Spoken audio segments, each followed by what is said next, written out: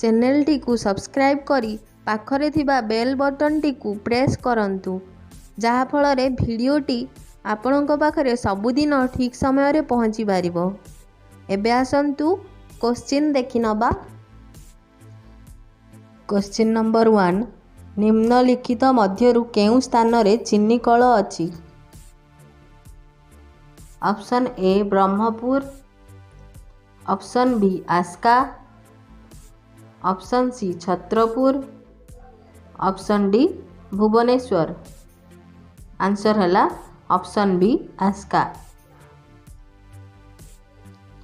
Question number 2 Rajasthan रो खेत्री ठारे केउ खणी अछि?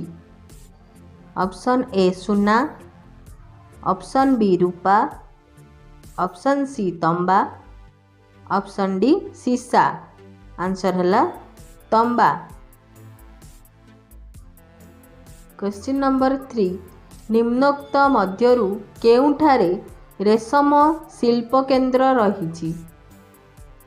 Option A Mumbai, option B Kanpur, option C Cuttack, option D Kashmir. Answer है काश्मीर। क्वेश्चन नंबर 4 निम्नोक्त मध्यरु केउठारे पशम शिल्प केंद्र रही? Option A Kanpur, option B Delhi, option C Kolkata, option D Cuttack. Answer है कानपुर। क्वेश्चन नंबर 5 निम्नोक्त मध्यरु ओडिशार केउ स्थान रे एल्युमिनियम कारखाना रही?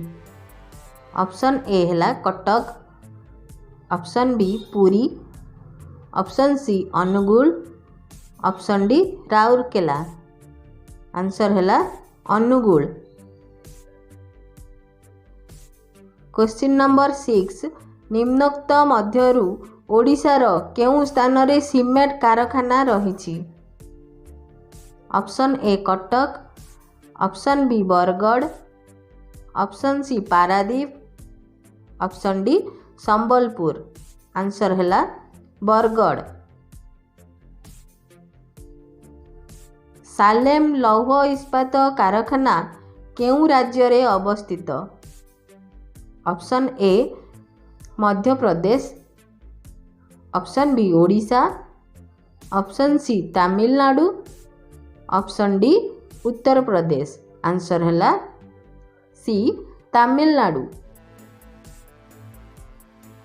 क्वेश्चन नंबर 8 बिहार रो केउठारे तंबा खणी अछि? Option A Kolab, option B Nagpur, option C Khetri, option D Musabani. Answer है डी मुसाबणी। क्वेश्चन नंबर 9 ओडिशार केउठारे सीमेंट कारखाना नाही? Option A Brahmapur, option B Chhatrapur, option C Cuttack, option D Bhubaneswar. Answer है बी छत्रपुर। क्वेश्चन नंबर 10 भारतर केउठारे प्रथमे लुगा कल स्थापित होइतिला?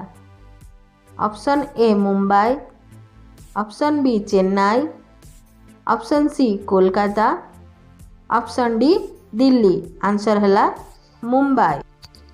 जदि भिडियोटी भल लगुची लाइक करी जानतु। धन्यवाद।